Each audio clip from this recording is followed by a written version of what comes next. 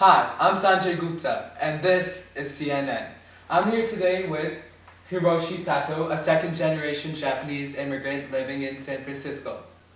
So, Hiroshi, tell us a bit about your family's history. No, you can call me Harry. Alright, Harry, can you tell us a bit about your family's history? My father moved here from Japan to Oregon in 1900. He worked on the railroads over there for a couple of years. This is his hat. He used this hat a lot when it was hot.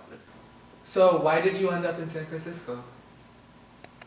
When my father started making money on the railroads, we moved to San Francisco in 1912. He opened a grocery store called the Sato's.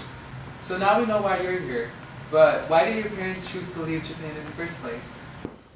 So during the Meiji Restoration, Japan started to modernize rapidly. My family were farmers back then, so it took a huge toll on us. Japan started to appreciate agriculture less and started appreciating more Western ideas.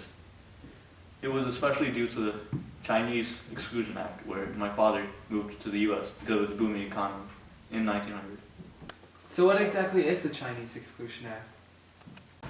It was a law passed by federal legislation in the 1880s. It completely put a stop to Chinese immigration to the U.S. It made the demand of immigrant labor go higher. So what do you do now? I took over my father's grocery store, and now I'm the manager of it. Here we are on the streets of San Francisco, and today we're going to talk about Japanese immigration with people off the streets. Hello, sir. Would you like to talk to us about Japanese immigration? Sure, whatever, I guess. Alright, can you introduce yourself? Yeah, I'm John Wilson. I've lived in San Francisco all my life, and I own the general store a few blocks down.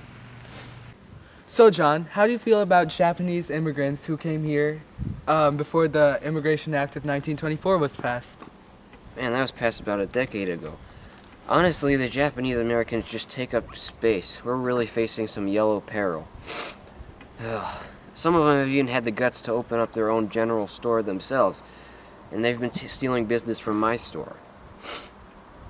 So, John, are you aware of the many discriminatory laws against Japanese Americans, such as the ones preventing them from buying land, becoming U.S. citizens, or marrying Americans?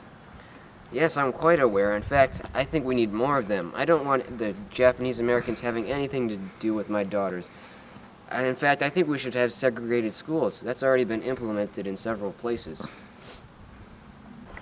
Okay, so what do you propose we do with Japanese Americans living in our cities today?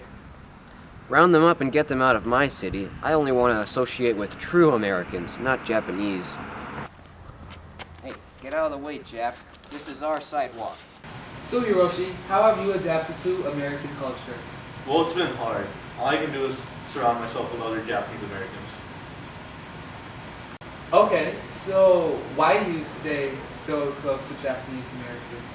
Well, it's really because I want to stay accustomed to my culture. I never want to lose it. Okay, so Hiroshi, what sort of discrimination have you faced by society? Well, certain restaurants won't let me eat in them, and certain stores won't let me in. And while applying for jobs, I face a lot of discrimination. Thank you for your time, Mr. Sato. It's been a pleasure interviewing you. You're welcome. This has been Sanjay Gupta with CNN on Japanese immigrants in America. Signing off.